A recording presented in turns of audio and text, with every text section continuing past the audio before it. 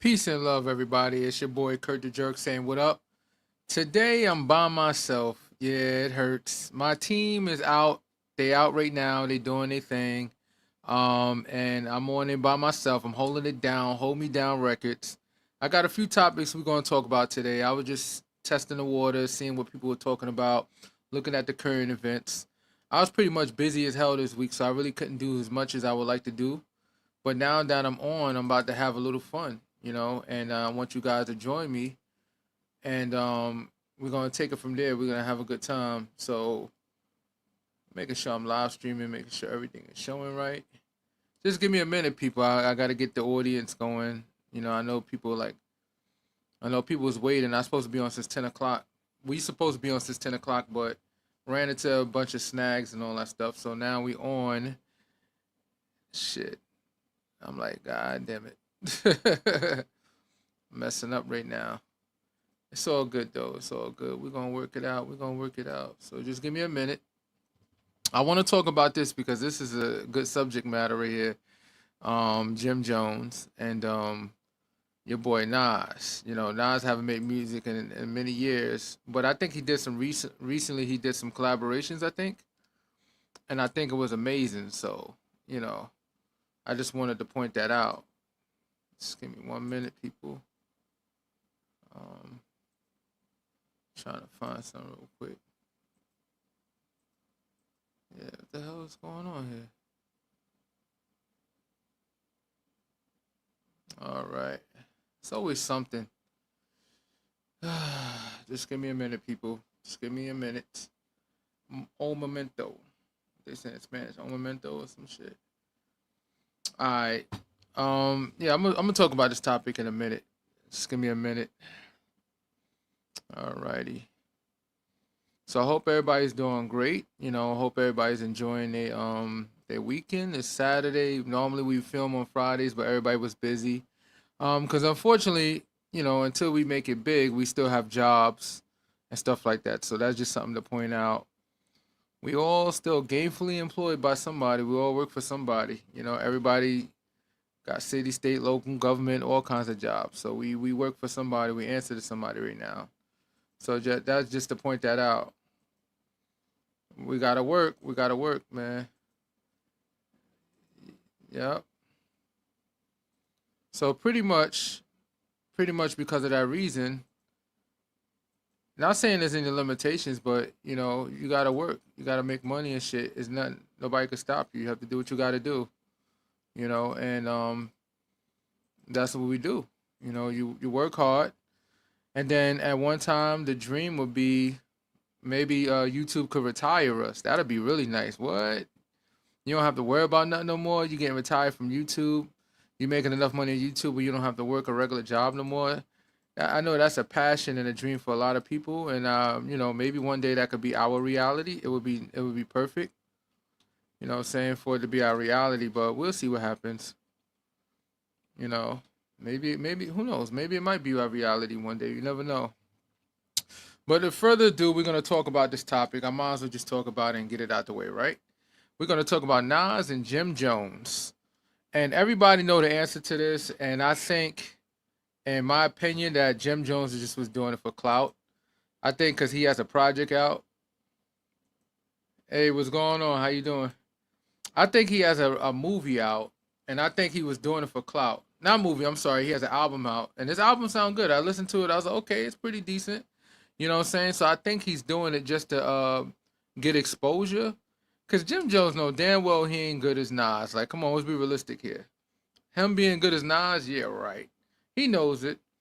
Um, but doesn't mean that he suck. I would be lying if I say Jim Jones suck. I listen to some of Jim Jones' music, but he's nowhere near the caliber of Nas, and I think he knows that. And I think that would be the best thing in the world if he could get a collaboration. Not a collaboration, but like a battle with Nas. But Nas, Nas is not really taking rap that serious nowadays. He makes good money from the thing, his ventures and stuff. I know he owns a bus company. I know he owns a few different businesses. Like he's like a Jay Z in a sense. Like they got businesses. Nas is living his life. Music is still his passion, but it's not like, oh, I gotta make music to eat. If he does any songs, it's only for fun. and recreation. Like same thing. Went. Jay Z recently did some show. I forgot where it was. I don't know if it was in Paris. I think it was in Paris. And you know that song that him and Beyonce has or something like that. I think it was. I'm not sure. But he was on stage and everybody went crazy and all that. Yeah, because it's popping. You know what I'm saying? Paris is popping. They love our art, artistry, and stuff like that. People love Jay Z. You know, Jay Z's a well respected dude. Um, and Nas is a well respected dude. I love Nas. You know what I'm saying? I love them. I love the music. And I got much respect for Jim Jones too. So I'm not gonna trash him. But I know what you did, Jimmy. You did that just for clout. You did that for clout. And I would have done the same thing if I'm trying to get exposure, even though people know who I am. But not everybody's probably looking to run to download my stream and stuff like that. But now, since I talk shit about one of the greatest, maybe everybody gonna start listening to my shit so they could criticize it. Cause to me, I wouldn't even care, even if you download my shit so you could criticize me on my music and say it suck or whatever. Well, you still bought it, and I'm still getting a paycheck. I'm getting paid from it, so it's no issue there. So I just wanted to end that. Everybody know Nas is better, right? Okay, we don't have to really go too hard with that. But I want to talk about the candidates. We're going to talk about politics. You know, since I'm on it by myself, my team don't really do politics well like that. They're not interested in stuff like that. But I am. So I'm going to talk about politics. I'm going to talk about the possible New York mayor, Madani. I think he's an awesome guy. He's a democratic socialist. For anybody to understand what a socialist is, look it up. There's so many different meanings for it, so it gets kind of confused. But by no means possible in America, it won't be no communists. Like, let's be realistic here. It's just government-run programs that help the people. And the sense that he's trying to do it that way, meaning that AI is going to start taking more jobs away, and people there's going to be more unemployed people. We got to have some type of system to still help people. You know, I understand that there may have been some waste, fraud, and abuse in the social programs, but the key is not to cut it; it's to investigate and see how everything is being ran. And I think I'm not gonna go crazy with the Trump administration, but I think they did it wrong by just cutting programs left and right. I mean, in my opinion, I think they did it because they want to budget. You know, they want to do socialism for the rich, which give them a tax break and screw the poor over. Like they cutting our social programs because they say it's waste, fraud, and abuse. But instead of investigating it and investigating with a fine comb, trying to find all the fraud or abuse, they cut the program, they cut the funding down. So all it does is make the situation much worse. So like even with Medicaid, apparently it look like people are going to be off of Medicaid, millions of people. That's the issue right there. My thing is, in this country, and Jasmine Crockett said that we have only 83 billionaires. So the reason why most of Americans go through the situation they go through because of 83 billionaires. That's insane. 83 billionaires is the reason why we go through the shit we go through. And Madani wants to take it back. People were saying that he wanted to cut the police department. No.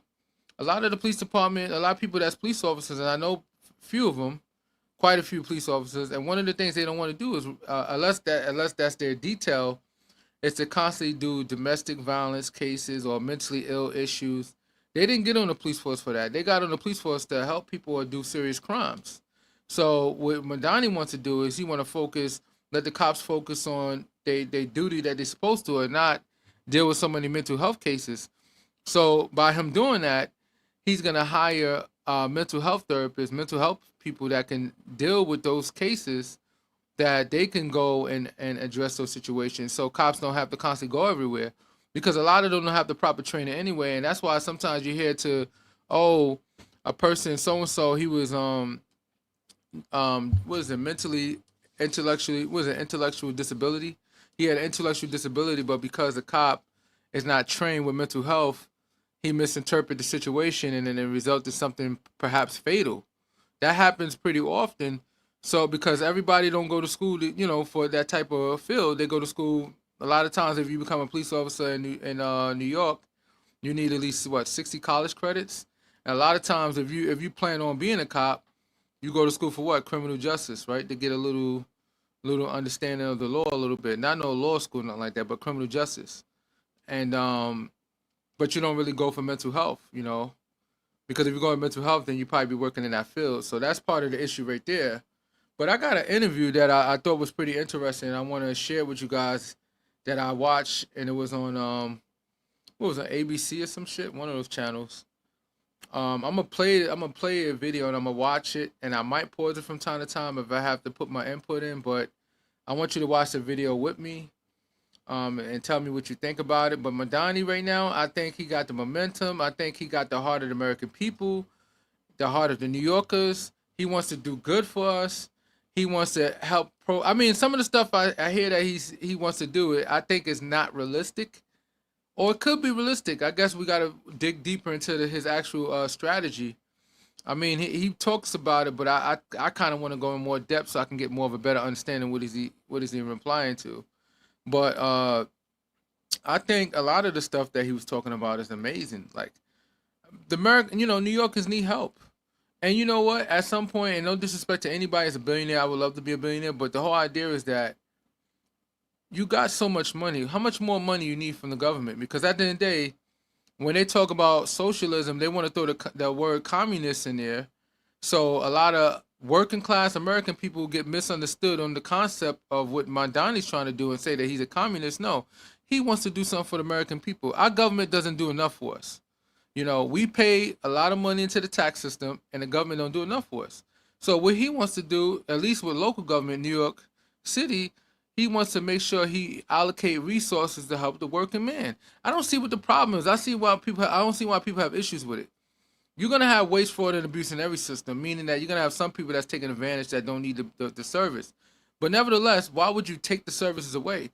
And a lot of people forget. I come from the hood, and at some point I had benefits. I got benefits. My family got benefits. We got programs and stuff. We came from nothing.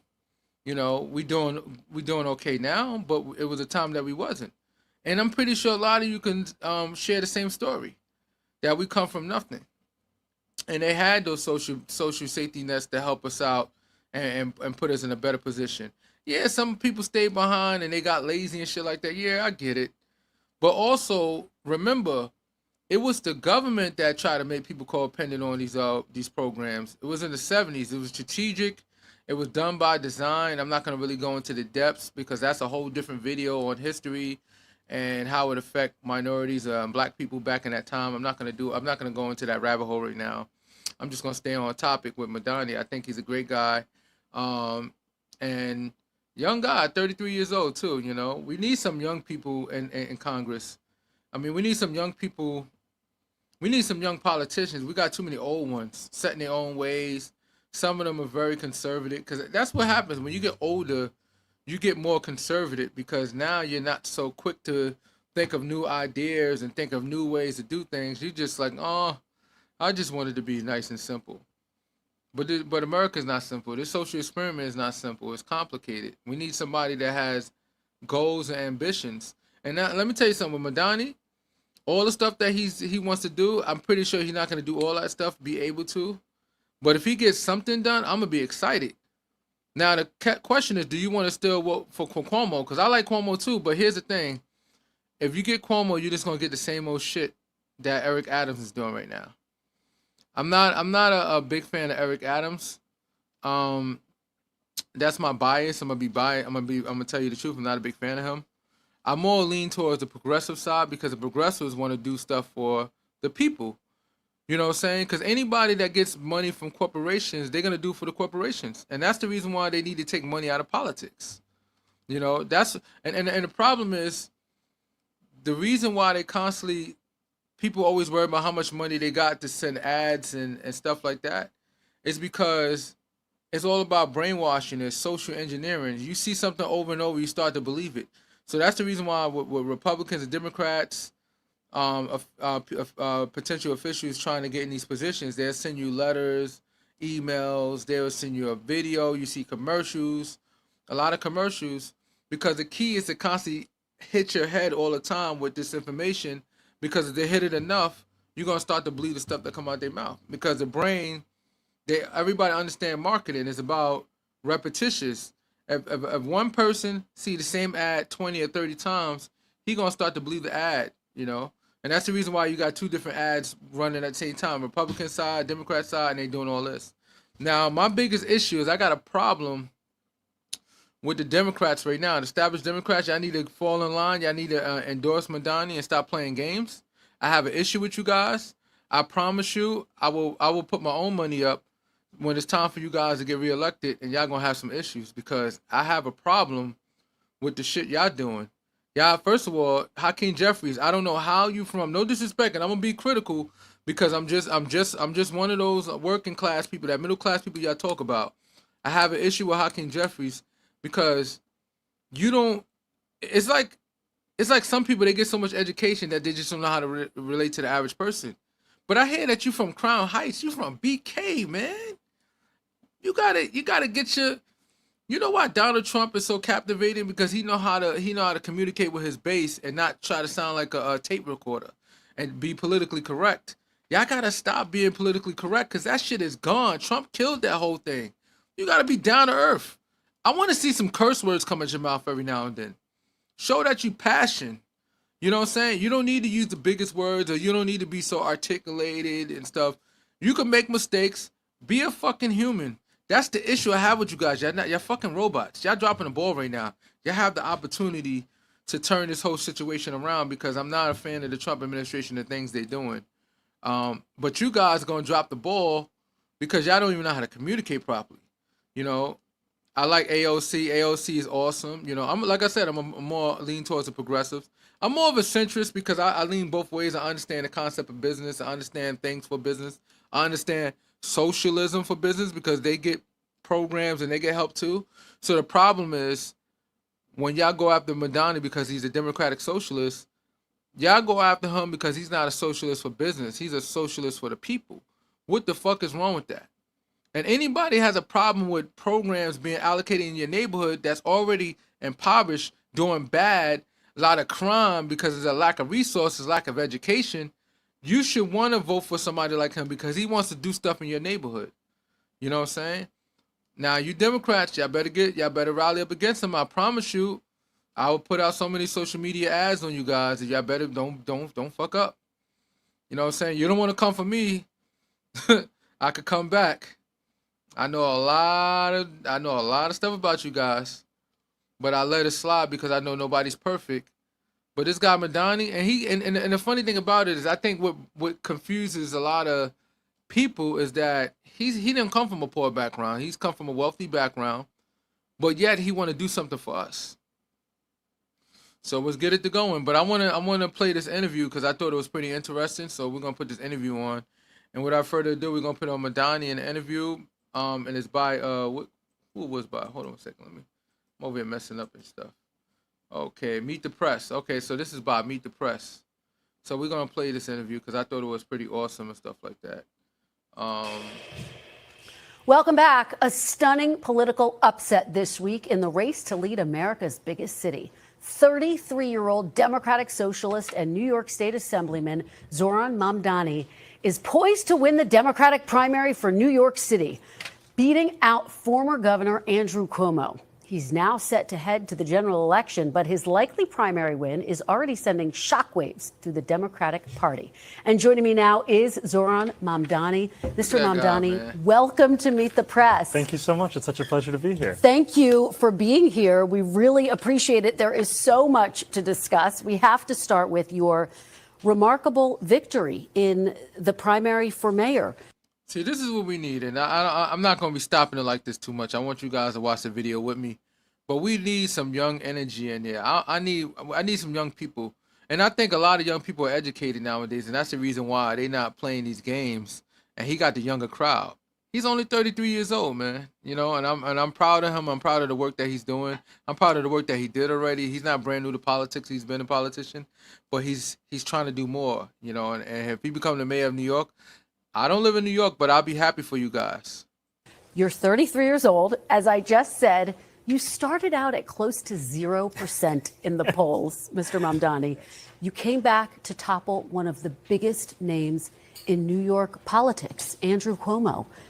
What was the secret to your success? Do you think it was your message? Do you think that voters were voting against Andrew Cuomo? A little bit of both. How do you see it? I think ultimately it was the focus on the fact that we live in the most expensive city in the United States of America. It's also the wealthiest city in the wealthiest country in the history of the world, and yet 1 in 4 New Yorkers are living in poverty, and the rest are seemingly trapped in a state of anxiety.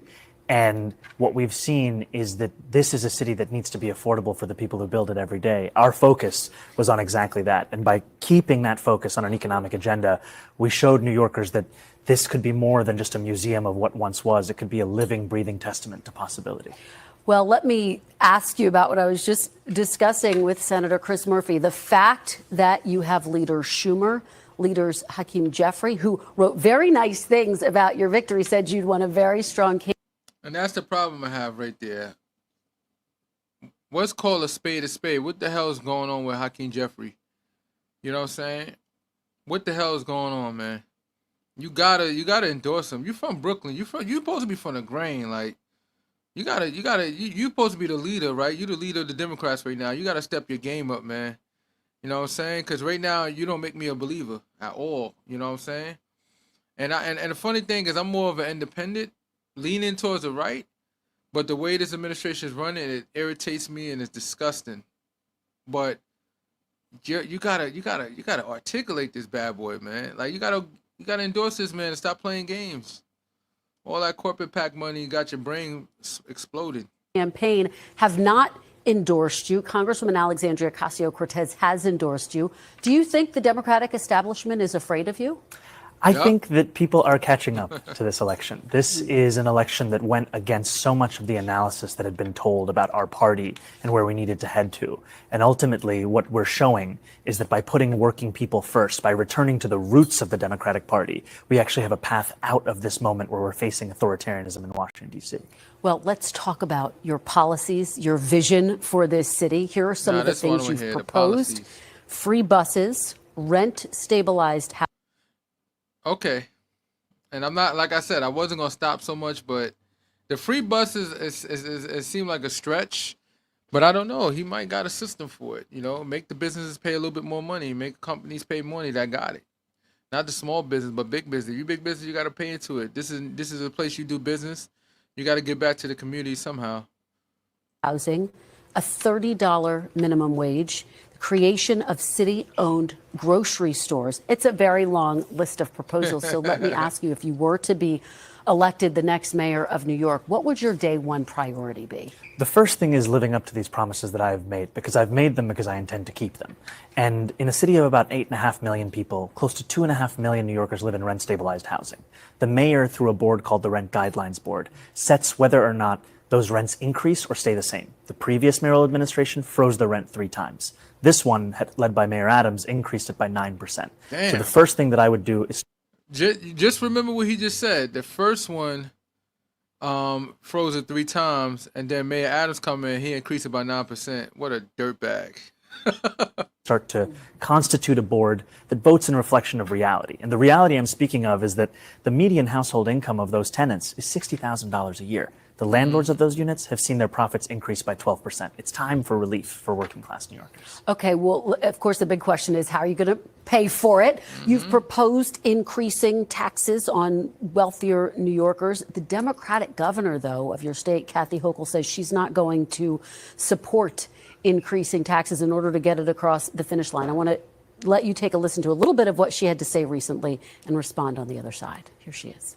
I'm not raising taxes on people at a time when affordability is the big issue. I'm actually cutting middle class taxes. Even on the wealthy.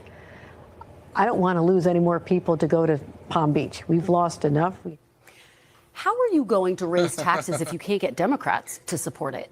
So I think what we've shown over the last 8 months is our ability to take that which is considered a non-starter and make it seem inevitable. We've shown that with this campaign. And ultimately, we're seeing that our vision to tax the top 1% of New Yorkers, these are New Yorkers who make $1 million a year or more, and our proposal is to just tax them by 2% additional, is something that has broad support and will continue to increase that support over the next few months and years. So you think you're going to be able to twist Governor Hochul's arm and get her to support raising taxes? I mean, what about the fact that she says she's concerned New Yorkers might leave? They might go to Florida. Ain't nobody leaving on New York like that. Cut the bullshit out. You know why? This is the financial capital of the world. It's business here. People making money.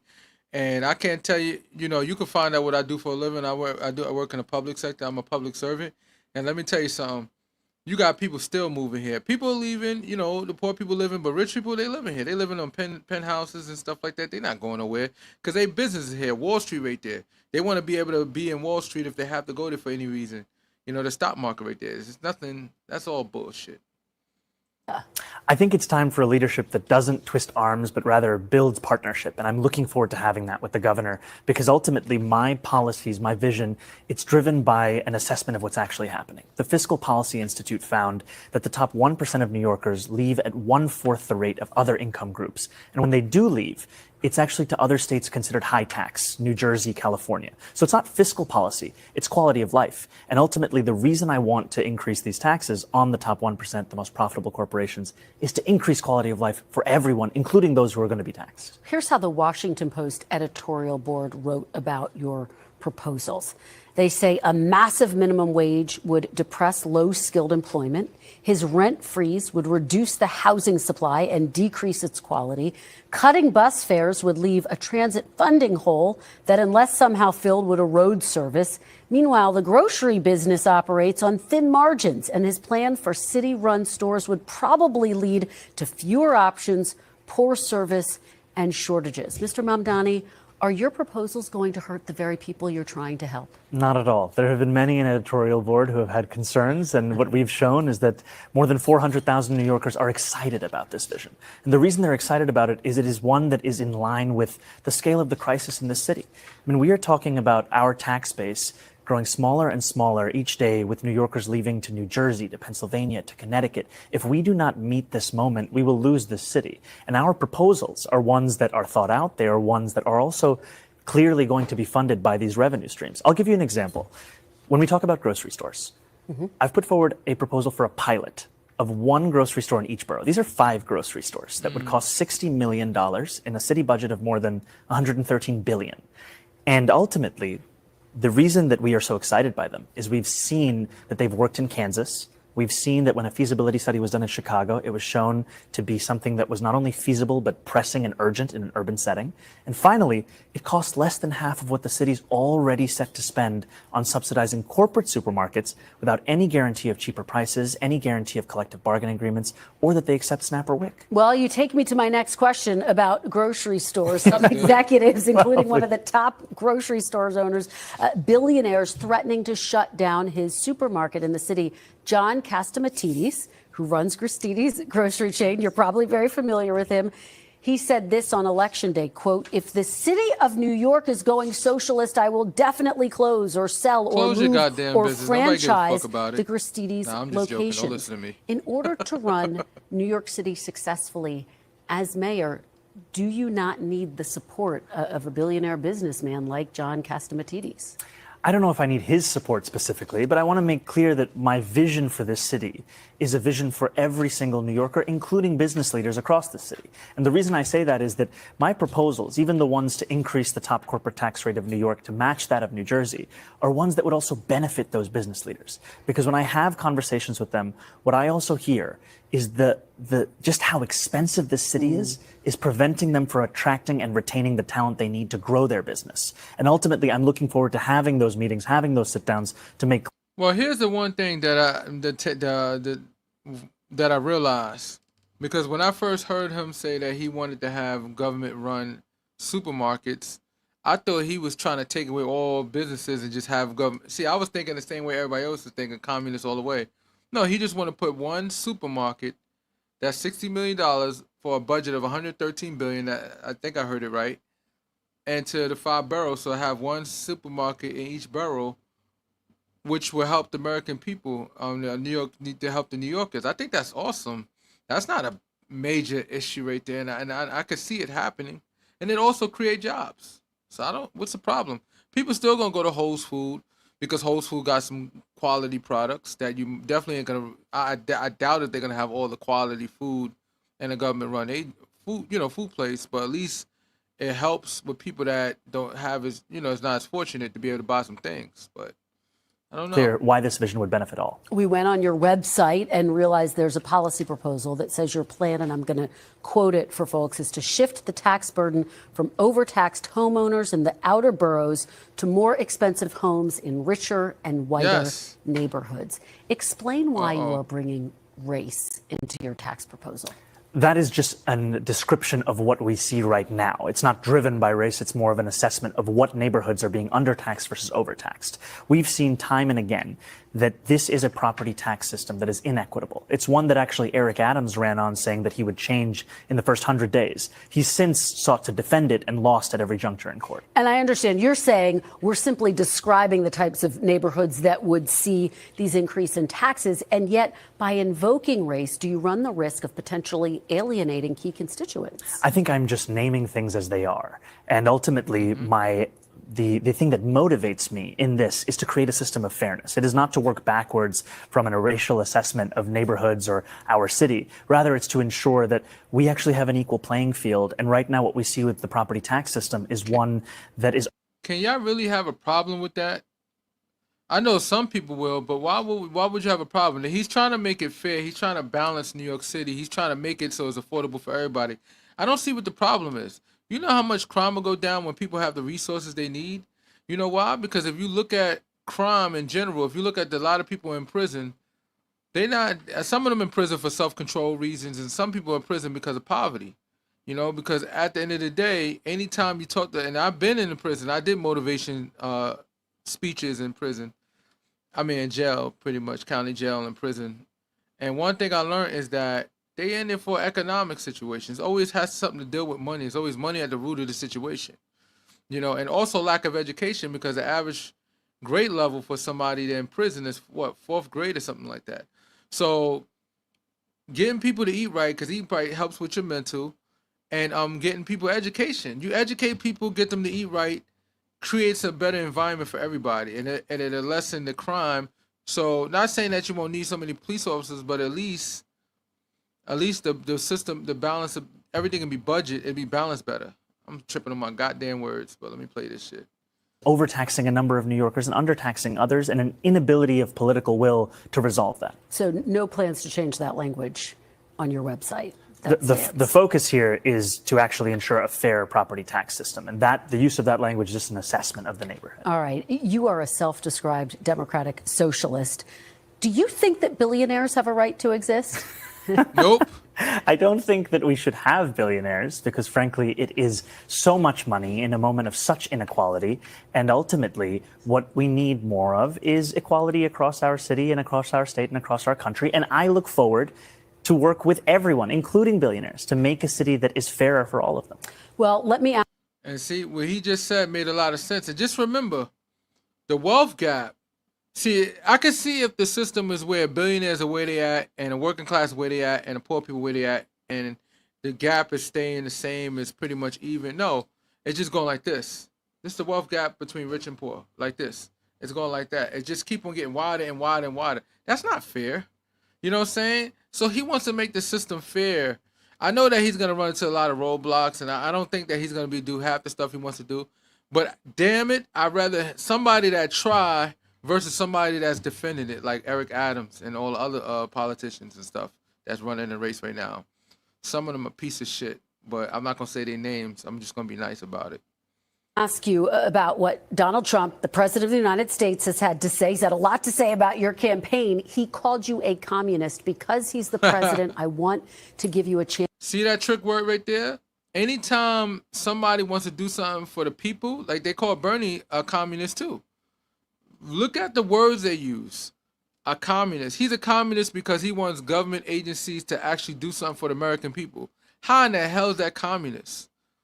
He's not telling you what to do. He's saying, listen, we're going to make things cheaper. We're going to have a government-run supermarket where you could come and buy products and stuff like that. Where the fuck is the issue at? The issue I have is that these stupid news reporters, not her, I think she's great, and I think she's trying to keep her job. But there's a lot of other news reporters that's reporting this shit saying communists. Y'all some dumbasses, and y'all know y'all not dumb. No, I take that back. Y'all actually very intelligent.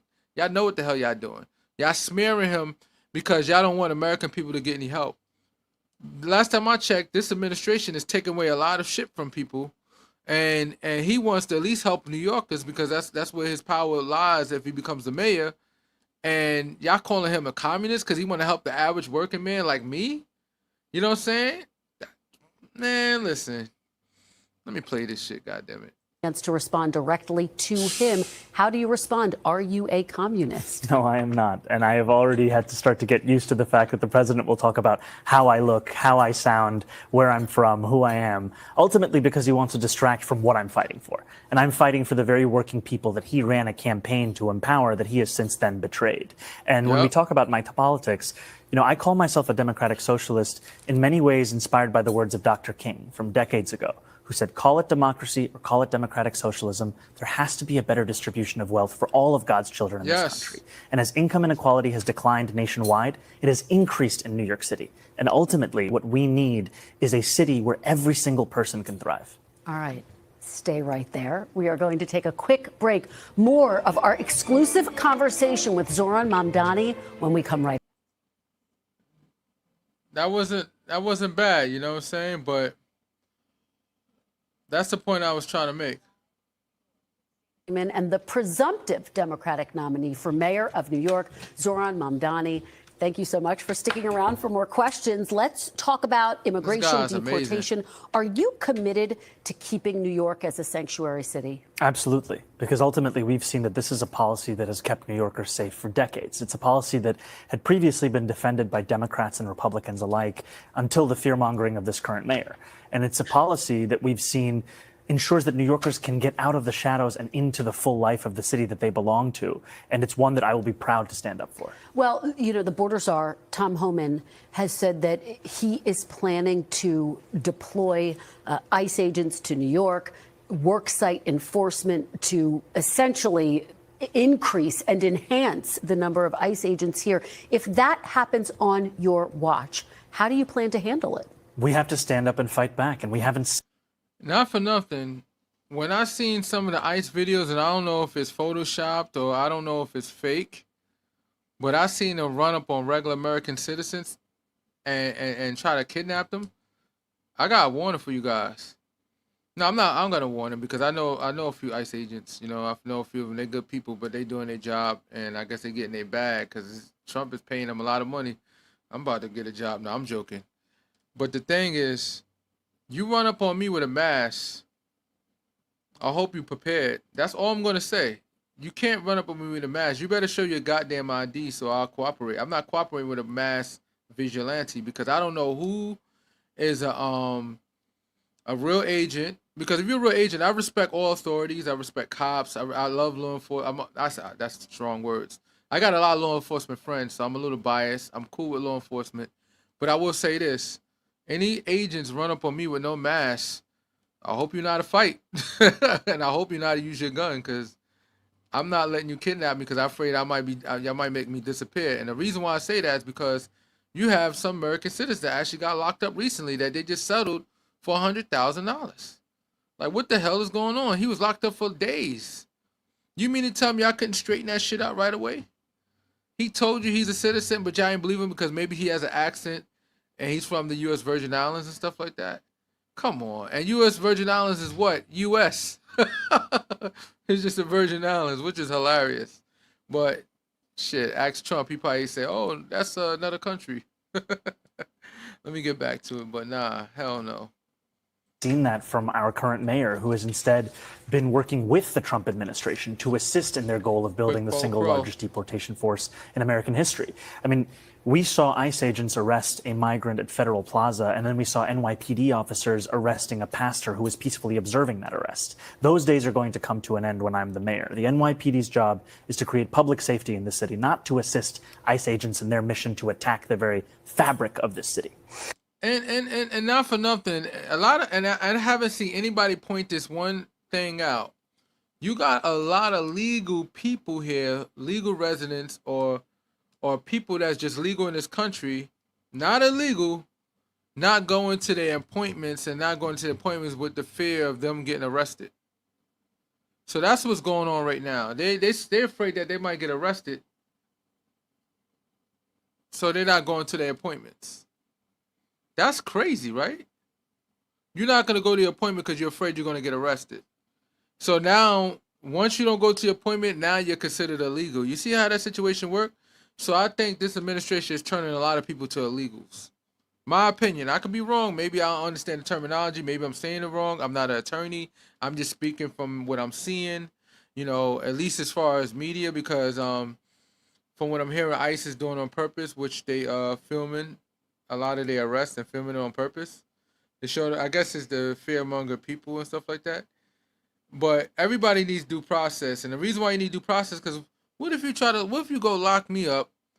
I'm born here, my family born here, my ancestors here, everybody's here. You know what I'm saying? From a lot of generations. But because there's no due process, you're gonna just send me to some prison camp? Really? That's fucked up. So you need due process so they can have their day in court to fight. You know what I'm saying? It's crazy, man. It's crazy. And then there's jobs that they take that ain't nobody like me want. I don't want to work in no damn field and shit. I'm black. My people did that already. we didn't want to pick no cotton or pick no oranges and nothing like that, or not pick whatever. Hard pass. I want to talk about the historic nature of your candidacy. If you were to win, you would become the first Muslim mayor of New York City. Along the way, throughout the course of this primary campaign, you have received death threats. You've received all sorts of attacks online. Congressman Andy Ogles called for you to be deported, for example, because you were born in Uganda. He also issued an Islamophobic epithet, which I am not going to repeat here. But what type of toll has this taken on you personally and on your family? It's been difficult. It's been difficult to have to deal with the regular and repeated smears and slander upon my name and on the very basis of my faith. And I think what's so sad is that this is but a glimpse into what life is like for many Muslim New Yorkers and many New Yorkers of different faiths who are constantly being told that they don't belong in this city and in this country that they love. And ultimately, what continues to give me hope is that these moments are but small examples, something that goes against what so many New Yorkers actually feel. Because what we know is that this is a city for all of us. And what Tuesday night showed is that what New Yorkers want more than anything is a vision that binds us all together. I want to ask you about an issue that has divided some New Yorkers in recent weeks. You were recently asked about the term globalize the intifada, if it makes you uncomfortable. In that moment, you did not condemn the phrase. Now, just so folks understand, it's a phrase that many people hear as a call to violence against Jews. There's been a lot of attention on People still say nigga. They don't go to jail for that shit. this issue. So I want to give you an opportunity to respond here and now. Do you condemn that phrase, globalize the intifada? That's not language that I use. The language that I use and the language that I will continue to use to lead this city is that which speaks clearly to my intent, which is an intent grounded in a belief in universal human rights. And ultimately, that's what is the foundation of so much of my politics, the belief that freedom and justice and safety are things that to have meaning have to be applied to all people, and that includes Israelis and Palestinians alike. But do you actually condemn it? I think that's the question and the outstanding issue that a number of people, both of the Jewish faith and beyond, have.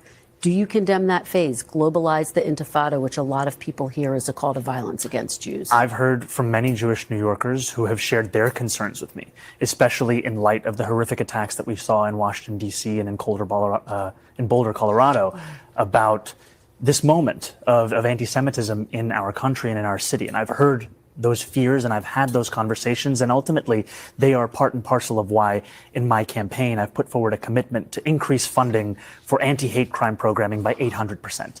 I don't believe that the role of the mayor is to police speech in the manner especially of that of Donald Trump, who has put one New Yorker in jail who's just returned to his family, Mahmoud Khalil, for that very supposed crime of speech. Ultimately, what I think I need to show is the ability to not only talk about something, but to tackle it and to make clear that there's no room for anti-Semitism in this city. We have to root out that bigotry, and ultimately we do that through the actions, and that is the mayor I will be, one that protects Jewish New Yorkers and lives up to that commitment through the work that I do.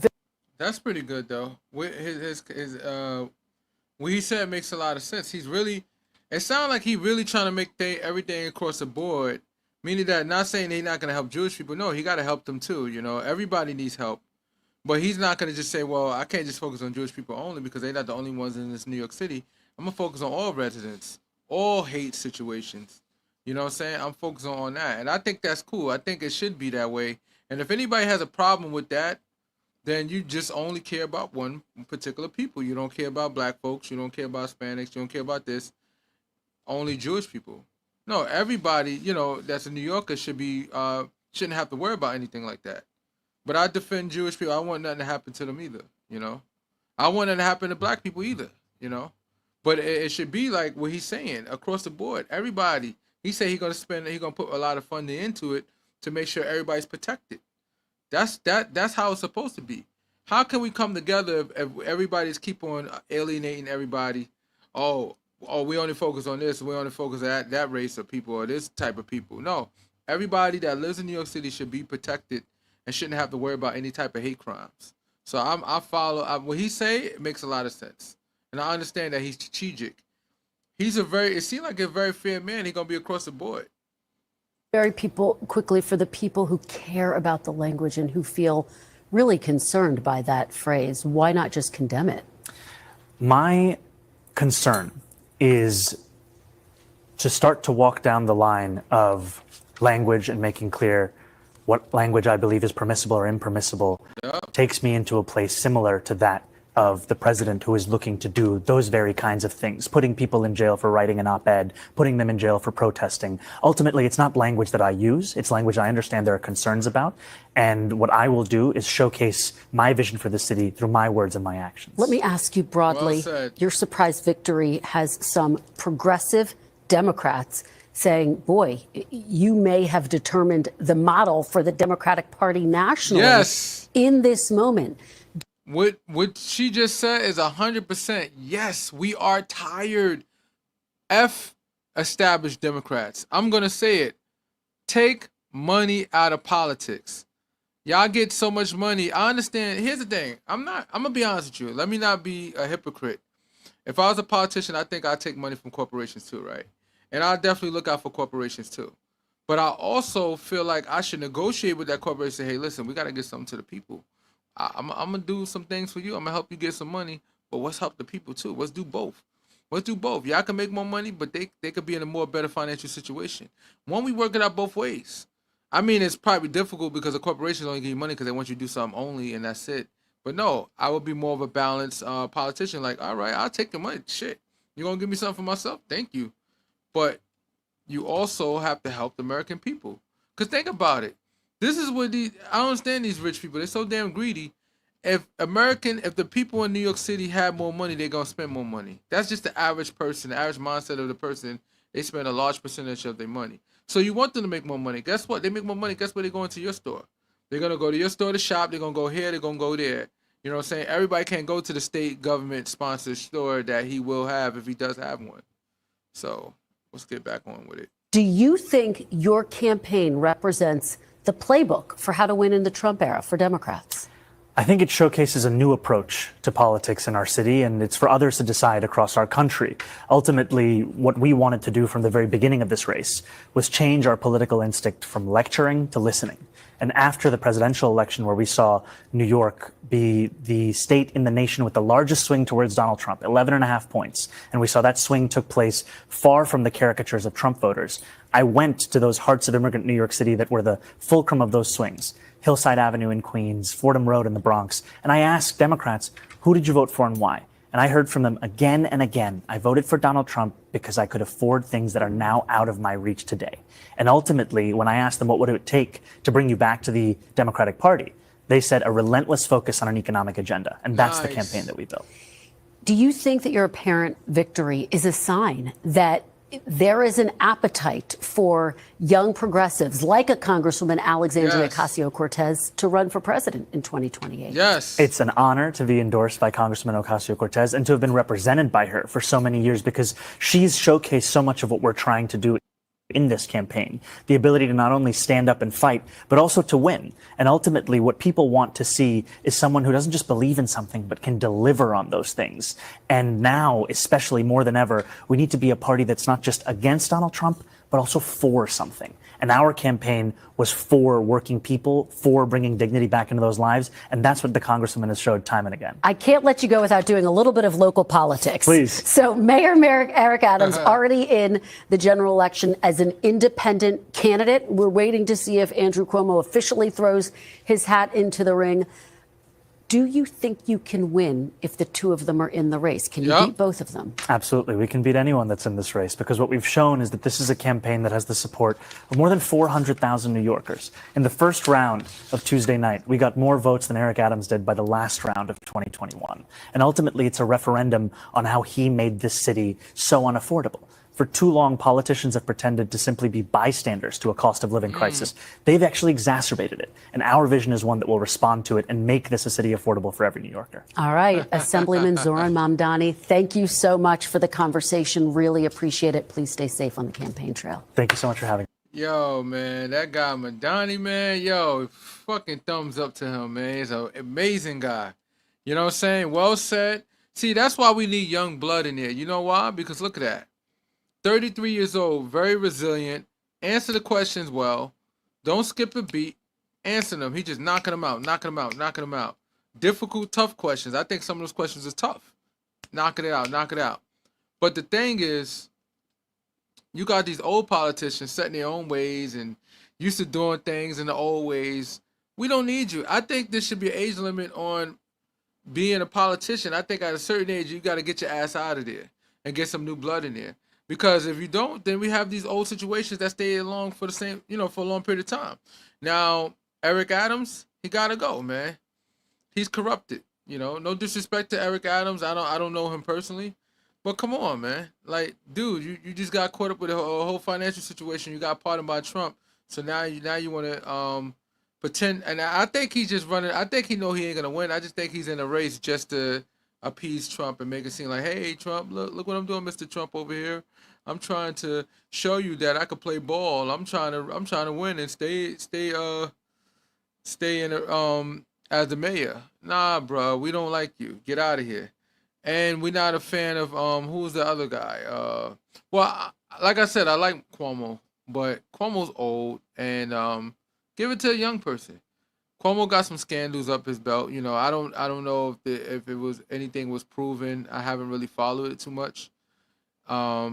And I actually like Cuomo. I met Cuomo 2 times, so I'm a little biased. I think he's a decent guy, but I think that he's too business, like he's too established. It's all about what's in the best interest for corporations, and we need somebody that's gonna focus on the American people. That's why he got the momentum on his side, because he kicking ass right now. He's busting ass right now. Like, the momentum is on his side big time, because he's not taking no shorts. Like, he went in on Cuomo, talk about his scandals and all that. Then he flipped back like, yo, we're going to talk about the American people and what they need. You know what I'm saying? We're going to talk about what New Yorkers need. I'm going to look out for everybody. You know what I'm saying? And I like the fact that when one of the Jewish guys came to him and said, hey, so what about Jewish people? I'm looking out for you. You're a New Yorker. You here in New York and you live in New York. We're gonna take care of you too. See, people was under the assumption that, because he's Muslim or because he's a socialist, or he's anti or he's against Jewish people. No, he's not. He wants to help everybody. He wants to make sure the playing field is easy for everybody. Better for everybody. Because think about it, the wealth gap between rich and poor, like during COVID, it just got worse, and worse. We got to change that. How much money do you need to survive in this world? Like, once you already hit the B, you're billionaire. At some point, to me, I think is a mental illness. Because why you need all that goddamn money for? You know what I'm saying? And some of these billionaires, and I know you guys, I know what you guys do, and I'm not gonna say nothing because it ain't my business, and I don't want y'all to come to look for my ass. But I know what you guys do. Y'all open up shell corporations and y'all donate money to yourself to avoid taxes. That's bullshit. I'm a tax person, so I know what the hell you guys do. But I find it amusing though. Like, it's obvious. Some of it is obvious. I've seen some of y'all stuff which I do. It's obvious, but like I said, it ain't my place. And I wouldn't even care about what y'all do if y'all could just allow working class people to get a few extra dollars. Like, come on, man. This tax thing that this big beautiful bill is trash, man. Everybody know it. They struggling with it, but I didn't want to make this video so long. I ain't expect to be on it for an hour because I don't got my team, yo. I miss my team. They all doing their own thing. One is doing movie stuff right now. He's doing some big things, and the other one, she's doing some painting and stuff like that. So they doing some good stuff right now. They having a great time. I'm pretty sure of it. I'm gonna have a great time too. I'm about to go on my Oculus Quest. Anybody got an Oculus? I'll be on that joint, watching movies, chilling. You know what I'm saying? But I'm gonna let you guys go, and I hope y'all enjoy this show. And stay tuned for next week, Friday. Normally we do Fridays, but everybody was doing something. Like I said before, we all work, so we still have jobs. We can't do this full time. We would love to, if somebody sponsors us, give us some funding, then maybe we can do this full time, and then we can have a lot of different projects out there, stuff like that. And this is Awareness Academy 401 Network. You know what I'm saying? Sponsored by StreamYard. StreamYard sponsors. That's why I have StreamYard up here. They actually sponsors, which is cool. But that's why I have the logo on there. But normally I don't have the logo on there, StreamYard, so it's cool. But I'm gonna let you guys go. I hope everybody's doing well. And peace. And stay tuned for next week, all right? Peace.